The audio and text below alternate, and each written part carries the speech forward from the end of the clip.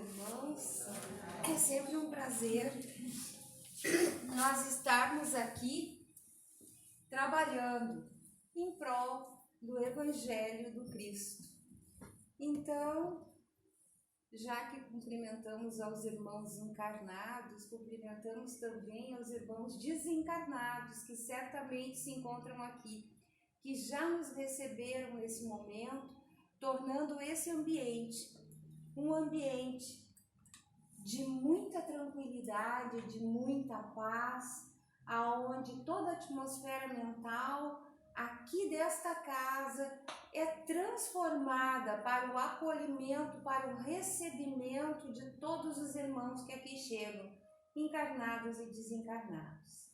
Então, na tarde de hoje nós vamos trabalhar com o tema Não vim para os sãos, mas para os enfermos. E para isso eu resolvi trazer e mostrar da onde nós tiramos, no momento que a gente passa a exposição, tiramos aqui do Evangelho segundo o Espiritismo, se encontra no capítulo 24.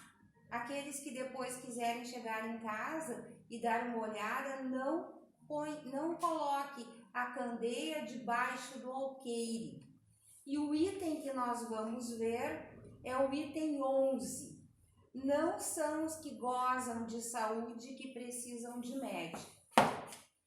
Também foi pesquisado em Jesus e o Evangelho à luz da psicologia profunda. É de Joana de Ângeles, o espírito Joana de Ângeles, pelo nosso médium Divaldo Franco. E também aqui no Evangelho segundo Mateus, pelo Espírito Emmanuel. É uma obra de Francisco Cândido Xavier. Então daqui a gente retira os subsídios para o que nós vamos trabalhar na tarde de hoje, sucintamente.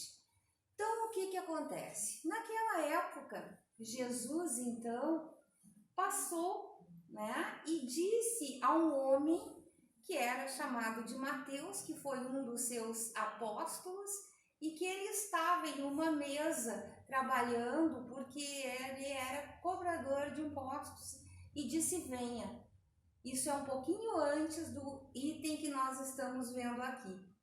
Então ele diz assim: venha, mas ele não pergunta: olha, tu é cobrador de impostos, tu tá bem, tu estás doente, como é que tu estás? Não, ele simplesmente disse assim: venha. E aqui é retratado no capítulo 9 de Mateus, no versículo 11, diz assim: passando adiante dali, Jesus viu um homem chamado Mateus, sentado na coletoria, e diz-lhe: segue-me. Após levantar-se, ele o seguiu. E aí, mais tarde, então, nós temos Jesus sentado à mesa com Mateus, alguns publicanos. Os publicanos eram os cobradores de impostos, e eram considerados pessoas de má vida, porque ao mesmo tempo que eles cobravam os impostos, não eram todos, mas alguns ficavam em caminho quando iam entregar com uma determinada quantia, e com isso enriqueciam. Então se tinha esta visão dos cobradores de impostos. Havia os portageiros, que eram aqueles cobradores de impostos que ficavam na entrada da cidade, quase como um pedágio, para entrar na cidade e pagar. Então Jesus estava sentado ali com essas pessoas.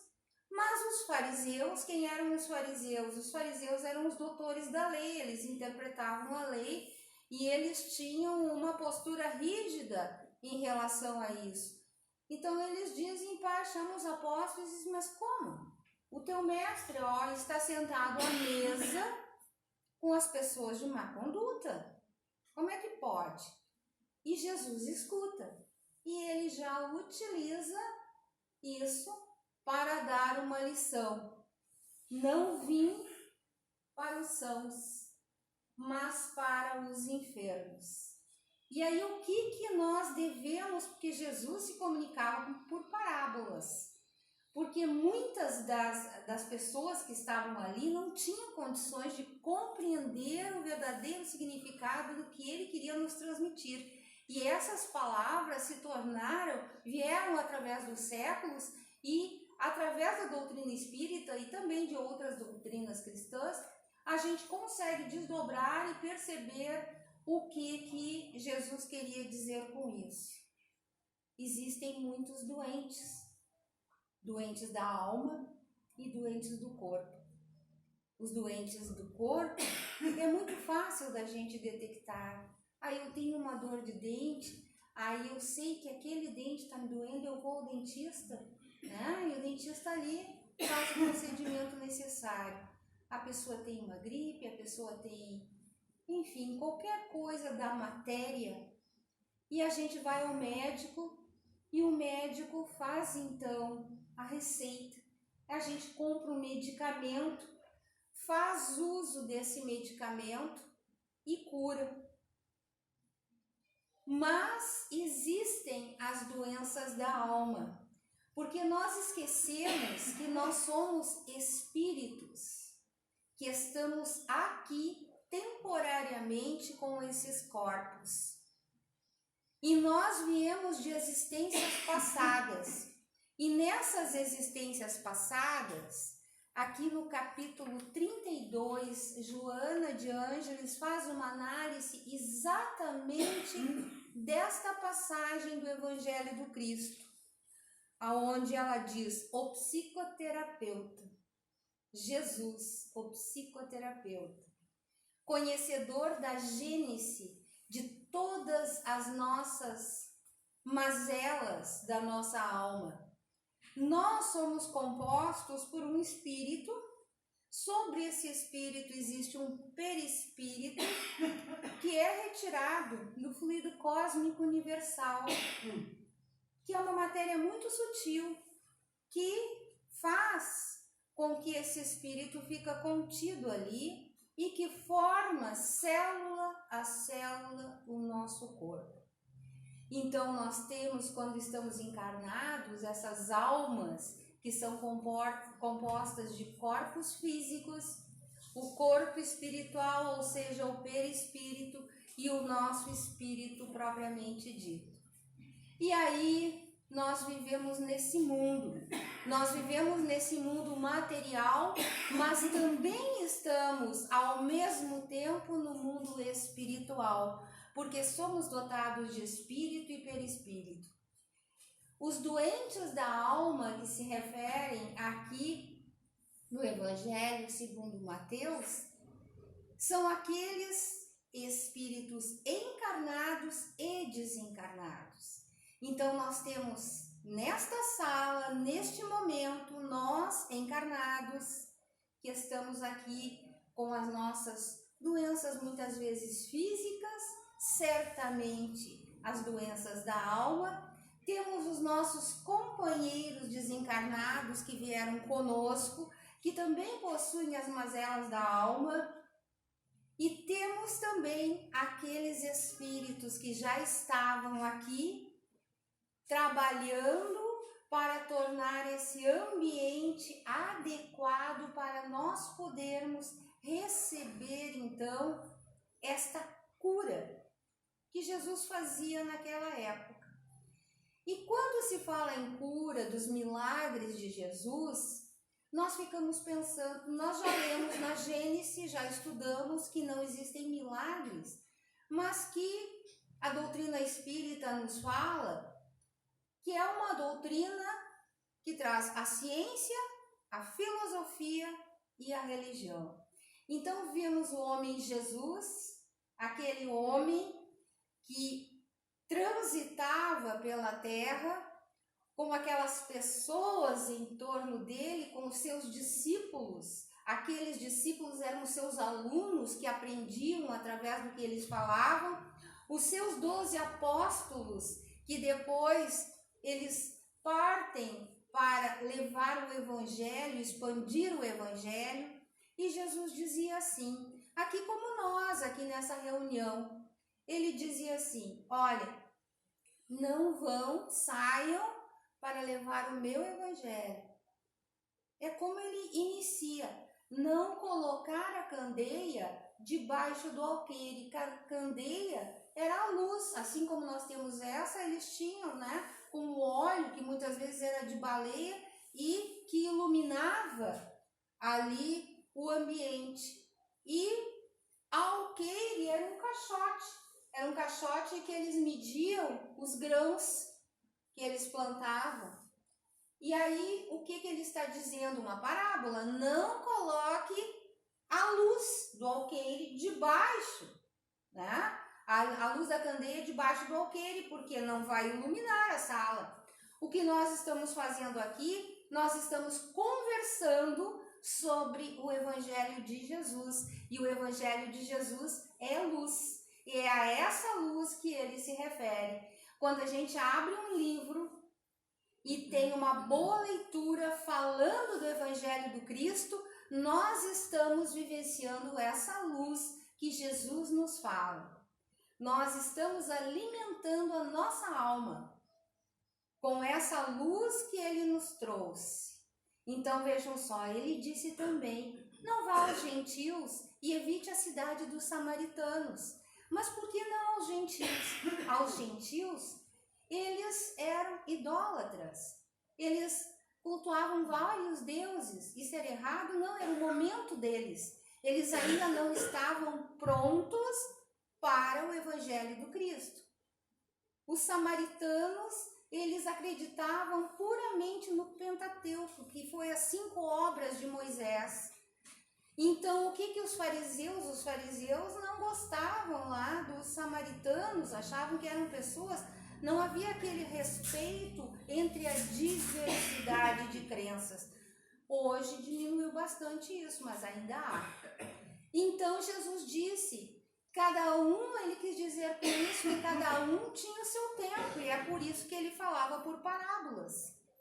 E que como eram 12 apóstolos, e esses apóstolos, eles tinham um determinado conhecimento que eles deviam de passar, eles deviam de ir àqueles que já estavam abertos, que já acreditavam em um único Deus, que eram então os judeus, né? Que ele fosse propagar aquelas pessoas então que já estavam, porque é uma vida, né, que cada um tinha, e eles tinham que propagar, então eles tinham que agir de uma forma que fosse eficiente. Como nós, aí retornando a essa sala, depois desse parêntese, como nós, muitos de nós que estamos aqui, tanto os espíritos quanto os encarnados, nós já temos um conhecimento. Muitos de nós já aceitam a doutrina do Cristo. Muitos de nós já aceitam, leem e praticam a doutrina do Cristo. Porque praticar é curar-se das mazelas da alma. Quando Cristo nos trouxe o seu Evangelho, ele está aqui dando ditames para que nós possamos seguir em forma de receituário. É uma receita. Amar o próximo como a si mesmo. Ora, se eu estou amando meu próximo, eu não estou desejando mal a ele. E quando eu não estou desejando mal a alguém, eu estou vibrando no bem. Mesmo que aquele próximo tenha me feito alguma coisa. Então, como é que funciona isso? Funciona assim, vamos ter o exemplo da mulher aquela que tinha hemorragia fazia 12 anos.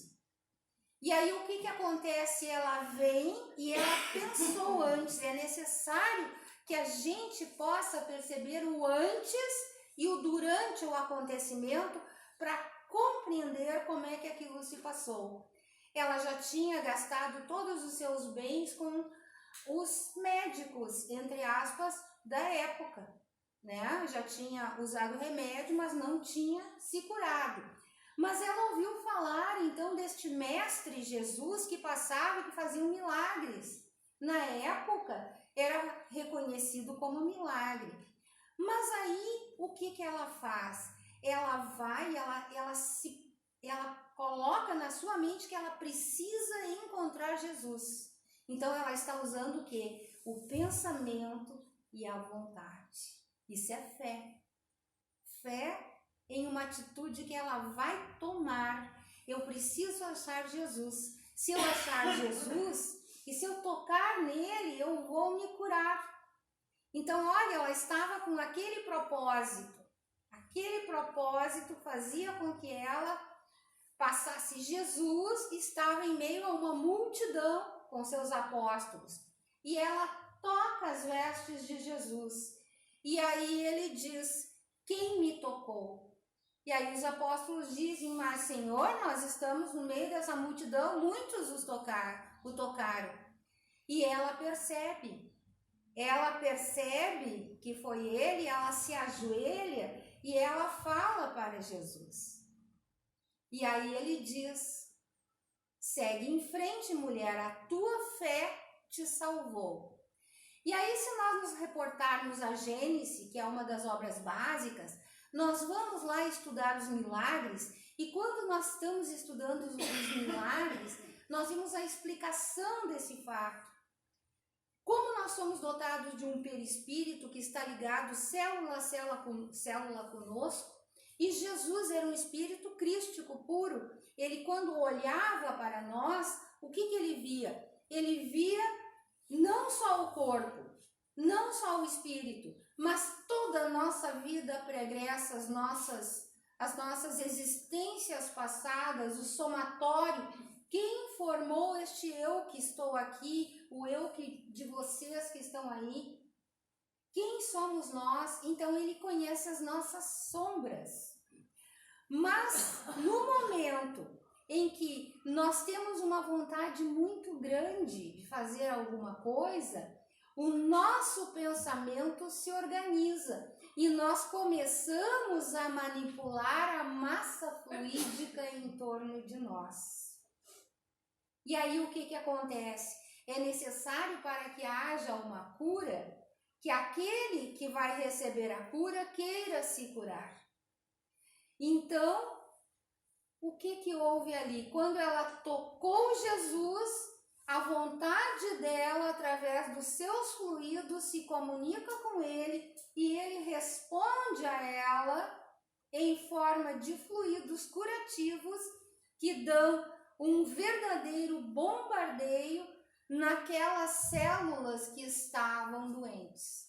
E essas células então se curam. Como se tratava de Jesus, precisou apenas de uma vez para que isso acontecesse. Já no cego, aquele cego que ele pergunta, o cego chega, ele impõe as mãos e pergunta: como tu estás? E ele diz: eu começo a enxergar pessoas, mas que parecem árvores. Aí ele molha a mão na saliva, passa nos olhos do cego e pergunta: como estás? Aí ele diz: eu estou vendo tudo. Então significa que ali ele teve que fazer 2 vezes o ato do bombardeio nas células que estavam danificadas e depois a substituição dessas células através da manipulação fluídica, que ele sabia muito bem fazer, porque era um espírito crístico. O nosso corpo e o nosso perispírito, eles são formados, um de matéria mais densa, que é o que nós vemos, e o perispírito de matéria mais fluídica, mas do fluido cósmico universal. Então, quando nós tomamos um passe, quando nós vamos tomar um passe, aonde o passista está com as mãos estendidas, o que acontece ali? Ele está recebendo, muito provavelmente, de um espírito que está lhe passando uma corrente fluídica, porque o passista, ele vai pensar, ele vai dizer: eu quero que esta pessoa receba os fluidos benéficos para a sua cura. Enfim, ele vai pedir. Há um pensamento em comunicação com quem está ali. E aí aquele espírito, então, derrama essa corrente fluídica sobre esse passista, que vai derramar sobre a pessoa que está recebendo. Mas para que essa pessoa receba, é necessário que ela tenha fé. Ter fé não é alguma coisa de olhos fechados. Tem que compreender o processo que se passa, porque isso é uma magnetização. Assim como as águas fluidificadas que são levadas para as nossas casas, antes de nós entrarmos aqui, o que acontece? A espiritualidade muitas vezes já recebeu o comunicado de cada um dos nossos mentores espirituais. Então, para cada uma dessas aguinhas que se encontram ali, que se encontram aqui, olha, a Eva está precisando disso. Então, o mentor, ele vai chegar ali, ele vai derramar aquelas substâncias que vêm da natureza para o nosso benefício. Mas existem os doentes que colocam o remédio que o médico receitou, o médico aqui do nosso plano material, no armário e não tomam. Existe aqueles que levam a água fluidificada para casa e mal acreditam. Então, é necessário que eu esteja receptivo ao que me está sendo dado pela espiritualidade. E não existe aí nada de fantástico, isto é ciência. Se vocês chegaram a ver na internet, já comentamos aqui, Masaru Emoto, um cientista japonês já falecido. Nós já comentamos aqui várias vezes. Ele tirou a fotografia a menos 5 graus Celsius da água, quando ela era colocada e expostos a pensamentos positivos e negativos, ao pensamento do amor, ao pensamento do ódio, ao pensamento da paz, ao pensamento da guerra e assim por diante. Esta água, quando era em pensamentos bons, ela cristalizava e essa fotografia se mostrava de uma cristalização maravilhosa. Eu já projetei isso uma vez aqui. E quando nós temos o pensamento de ódio, de amarguras, aquela água, ela ficava toda disforme, suas moléculas não ficavam com aquela cristalografia que se chama como a da água, como a de um bom pensamento. Então, imaginemos em um ambiente. Este ambiente agora está harmonizado. Aqui nós estamos falando sobre Jesus, sobre suas curas, sobre sua vinda. Mas imagine um outro ambiente aonde nós estamos sempre como encarnados e desencarnados. Então, o que eu estou sintonizando? Se eu estou cordialmente dando um bom dia para o meu vizinho, se eu estou bem, eu estou então ali recebendo emanações fluídicas boas, porque eu estou em boa sintonia. Mas se eu não estiver, por exemplo, Joana de Ângeles nos fala em uma das doenças da alma, em uma psicografia que ela fez, que Divaldo Franco psicografou de Joana de Ângeles, e ela diz o seguinte sobre a intriga. A intriga, muitas vezes se sabe de uma notícia e aquela pessoa que soube da notícia, ela tem as suas mazelas, ela tem o seu egoísmo, a sua vaidade. E aí ela vê uma coisa que aconteceu com outra pessoa e ela desviu, não foi nem comigo nem com os meus, foi com os dele. Então eu vou lá e eu vou contar. Aí chega na casa e conta. Então ela espalha naquele momento, com aquela intriga, começa a se formar aqueles fluidos negativos, os miasmas na atmosfera da casa, e todos estão sob essa impregnação. Aí, como é que funciona isso no perispírito?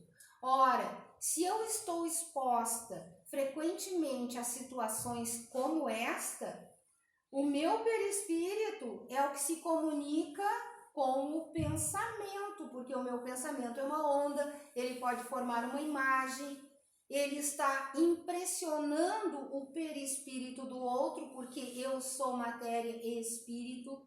Os espíritos que estão ali, que acharam aquilo interessante, vieram. Acharam interessante a intriga, vamos aproveitar, vamos fazer isso, aquilo, outro. E se forma aquela atmosfera negativa. E aí, esses fluidos, essas mazelas, esses miasmas, eles começam a impressionar o perispírito, que impressiona o corpo físico. E nós recebemos, porque são energias, estas sensações. Os médiuns aqui, quando nós fizemos a sessão mediúnica, recebem as sensações dos espíritos, que podem ser espíritos que vêm trazer uma boa mensagem, ou alguns de nossos irmãos que precisam ser encaminhados, que estão em sofrimento. Então eles recebem, mas logo depois, através da mediunidade, que faz parte do nosso corpo físico, da parte física que nos compõe, então aquilo ali é expurgado. Muitos espíritos, às vezes, nas reuniões mediúnicas, eles falam, o fulano ou a fulana, eles não citam nomes, eles dizem ela ou ele está lá, mas ele está viajando, pensando nas coisas que ele tem que fazer depois. Que adianta, vocês estão se desgastando tanto e ele está ali sem prestar atenção.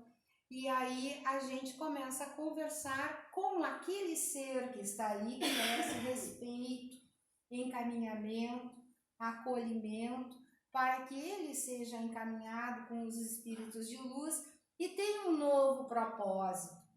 Mas para que tudo isso aconteça, é necessário que nós olhemos para dentro de nós, porque muitas vezes o doente somos nós, mas nós enxergamos o cisco no olho do outro e não no da gente. E aí o que acontece? Não nos modificamos internamente.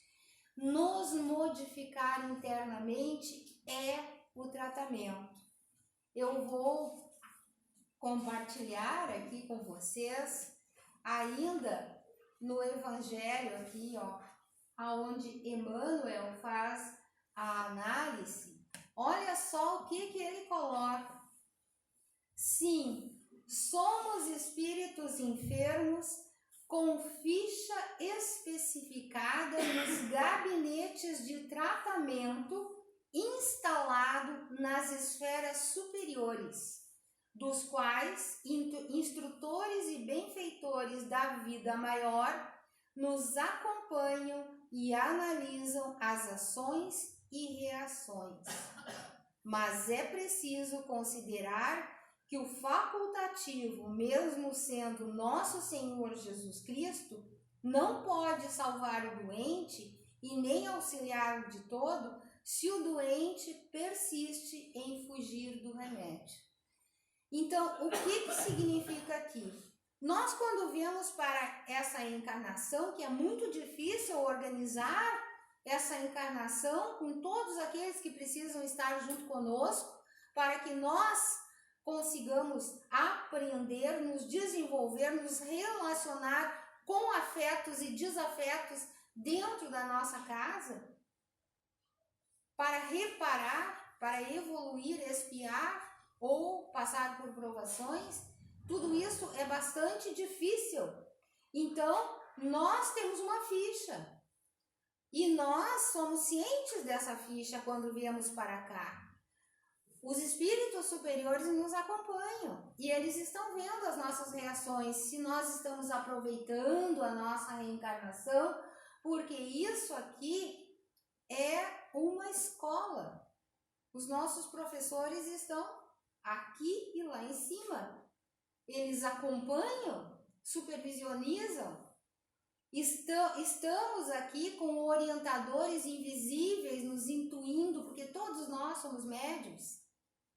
E aqui nesse mesmo item diz que a mediunidade, muitas vezes a gente fala que é dada para pessoas que não merecem, porque não têm uma moral elevada.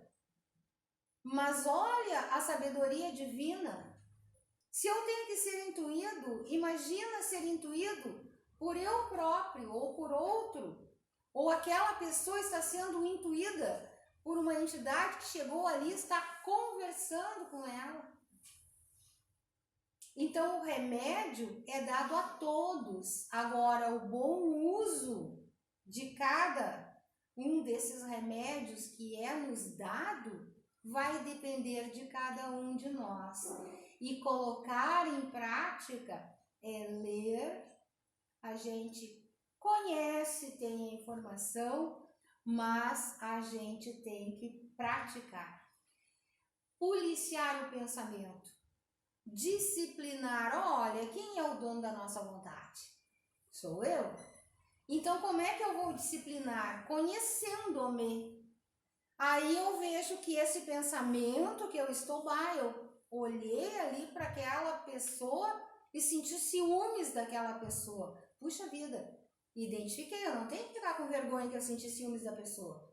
Eu senti ciúmes, encarei, olha, tenho ciúmes. Então, o que eu vou fazer? Bom, eu posso me melhorar então para ser como aquela pessoa ali. Às vezes os ciúmes de um bem que o outro adquire é muito comum, né? Nós estamos aqui porque temos imperfeições e nós precisamos encarar as nossas imperfeições. Nós precisamos dobrar as mangas e trabalhar. Quando nós falamos em trabalhar, existe uma palavra mágica para isso. Todos nós devemos servir.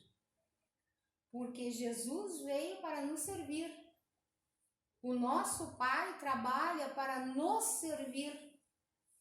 E como o nosso orgulho e o nosso egoísmo não nos deixa servir ao próximo, seja pelo sorriso, por uma oração, por uma palavra, por um bom dia, dando um alimento ou não, fazendo parte de uma sociedade ou de uma igreja, ou pelo menos na sua própria casa, que é o mais importante.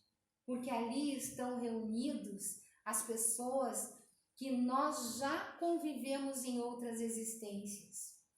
Se cada um de nós, cada um fosse a luz dentro da sua própria casa, e nós criássemos os nossos filhos desde pequenos, mostrando Deus, mostrando o Evangelho do Cristo, ensinando a cada um desses, que homens e mulheres que seriam formados, prontos para servir ao mundo.